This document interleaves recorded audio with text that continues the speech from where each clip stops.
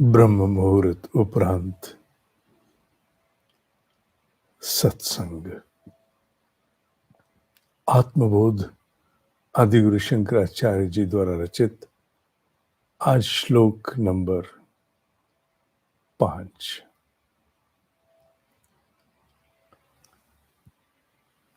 अज्ञान कलुषम जीवम ज्ञान अभ्यासात विनिर्मलम कृत्वा ज्ञानम स्वयं नश्येज जलम कतरेणुवत। अज्ञान रूपी मैल, जिसे हम आवरण भी कहते हैं, कवरिंग, कोटिंग, लेयरिंग, अज्ञान रूपी मैल जिसे कलुषम के नाम से इन्होंने यहां संबोधित किया, जीव से जब वो हटती है, कैसे? ज्ञान के अभ्यास से।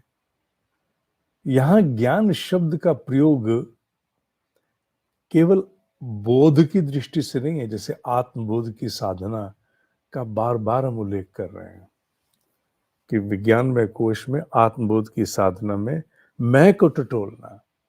यहां ज्ञान का अभ्यास वो बाकी सारी तैयारियां भी हैं जिनके अंतर्गत हम श्रवण, मनन, निधिध्यासन, ये विषय आपने पूर्व में सत्संग में भली प्रकार पढ़ा है और इसका सत्संग भी ऑनलाइन उपलब्ध है, आप ढूंढ सकते हैं। मनुष्य बार बार किसी विषय का श्रवण करता है, उस पर अनायास, भले ही चेतन मन या अर्धचेतन मन से, अनजाने में कोई ना कोई भीतर मनन खिचड़ी पकती रहती है। ये सत्संग, इस प्रकार का सत्संग और बार बार अलग अलग विषयों को लेकर के ही एक विषय पर बार बार आना, नित्य अनित्य का भेद, ये श्रवण के अंतर्गत है। मनन कई बार सजग रूप से होता है, थॉटफुली, और कई बार अनजाने में ही भीतर मनन चलता रहता है। मनुष्य का मस्तिष्क बड़ा अद्भुत है, थोड़ा सा सजग रूप से करता है, बहुत बड़ा कार्य अपने अवचेतन मन से करता है। नहीं पता लगता, पर अवचेतन मन अपनी सक्रियता में प्राप्त सूचनाओं के आधार पर भीतर बहुत कुछ तैयार करता है। और यही बार बार वो जड़मत सुजान शब्द जो आता है ना बार बार अभ्यास के लिए, उसका तात्पर्य यही है कि अवचेतन मन की सक्रियता प्राप्त ज्ञान के साथ बहुत कुछ करती है। और जीव को बोध तब होता है जब सतह पर स्वभाव में परिवर्तन, प्राथमिकताओं में परिवर्तन दिखने लगता है। अतः यहां उन्होंने कहा, ज्ञान के अभ्यास से, जो हम नित्य प्रति श्रवण, मनन, निधिध्यासन के माध्यम से करते हैं, उसी से निर्मलता आती है। विनिर्मलम, जो निर्मलता है, जिसे हम सामान्य रूप से कहते हैं निर्मल बुद्धि, पवित्र बुद्धि, निर्मल बुद्धि बहुत बड़ी क्षमता है। इतनी बड़ी क्षमता है कि उसमें बहुत कुछ स्वतः अवतरित होना आरंभ हो जाता है।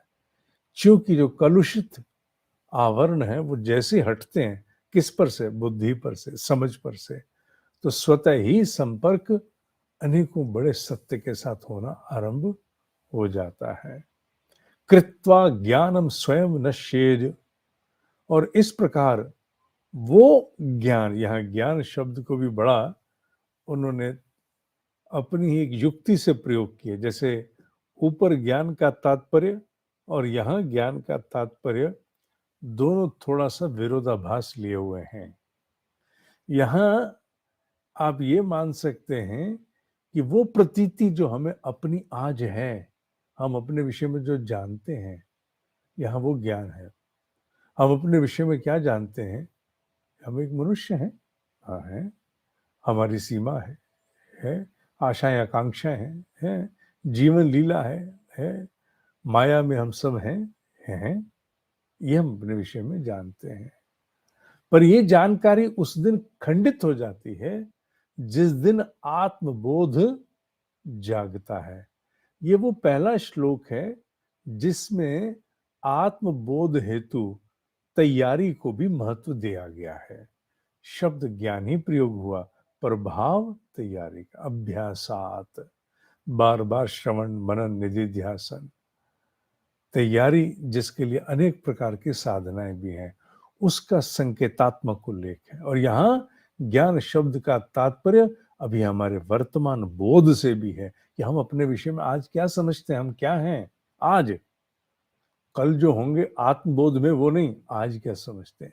ये उसी प्रकार है जैसे जलम कतक रेणुवत, पहले पानी को साफ करने के लिए कतक, जैसे निर्मली भी कहते हैं, अलग हमारे यहाँ अन्य भाषाओं में, अनेक भाषाओं में इसका नाम अलग है। ये एक पेड़, छोटा सा पौधा पर होता है, जो पेड़ किस तरह से मैंने देखा है जो चित्रों में, उसमें छोटे छोटे हरे रंग के फल लगते हैं, जिसके संभवतः चूर्ण के द्वारा किसी समय जल को शुद्ध किया जाता था। वो जल का शोधक था।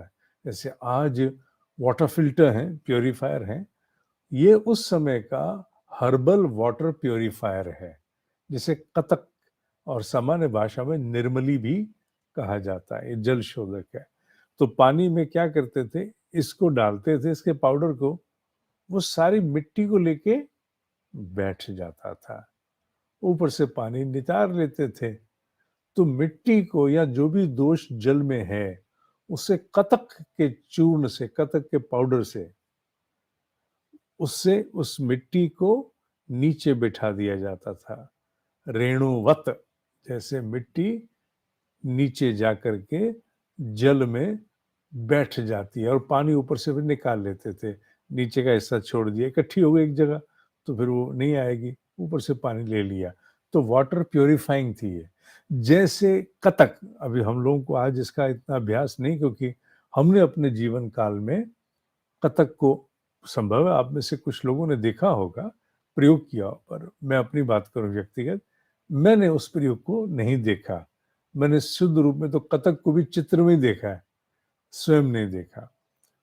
तो जब भी किया जाता होगा, जैसे उसकी मिट्टी नीचे बैठ जाती है, उसी प्रकार जो आज का हमारा अपने विषय में ज्ञान है कि हम ये हैं, धीरे धीरे अभ्यास के द्वारा और आत्मबोध की फिर साधना के द्वारा ये आज की समझ अपने प्रति जो है, ये पानी में मैल की भांति नीचे जाके सेटल हो जाती है, नीचे बैठ जाती है और शुद्ध जल की तरह आत्मबोध के बाद आत्म स्वरूप परिलक्षित हो जाता है। ये भाव आज के श्लोक के द्वारा हम सब तक पहुंचाने का प्रयास आदिगुरु शंकराचार्य जी ने किया है। मैं आशा करता हूं कि आप लोग, ये सत्संग का प्रीमियर होता है, संभवतः आप में से कई साधक दोबारा उसको दृढ़ भूमि करने के लिए सुनते होंगे, क्योंकि ध्यान रहे, सद्ज्ञान के लिए उसे बार बार सुनना और मनन में जाना is a very thoughtful foolishness, माने बड़ी सोची समझी मूर्खता है। कोई कह सकता है पढ़ लिया ना एक बार, बहुत हो गया ना, बार बार एक ही चीज को पढ़ने का क्या मतलब है? कुछ और पढ़ते हैं। बात तो ये भी ठीक है बुद्धि के तर्क से, पर अगर हम आध्यात्मिक सिद्धांत से जाएं तो बार बार का अध्ययन अनजाने में अवचेतन मन में बहुत बड़े परिवर्तन करता है, दृढ़ भूमि होता है। इसीलिए श्रवणम, मननम, निधिध्यासनम, ये तीन शब्द इसीलिए इस अध्ययन अथवा अनुभव के लिए कहे गए हैं। तो प्रीमियर आप ही के लिए है, और साथ ही साथ इसका लेख भी प्रतिदिन प्रकाशित होकर आपको व्हाट्सएप से लिंक आता है, जिससे आप उसे पढ़ सकें, जिससे श्रवणम, मननम और निधिध्यासन ये प्रक्रिया सक्रिय हो सके। अन्यथा इतना श्रम करने की आवश्यकता नहीं है, इसीलिए है ये। तो आप उसे अवश्य एक बार देख लेना। आज के लिए इतना ही। ओम ही सत्य है, ओम ही सत्य है, ओम ही सत्य है।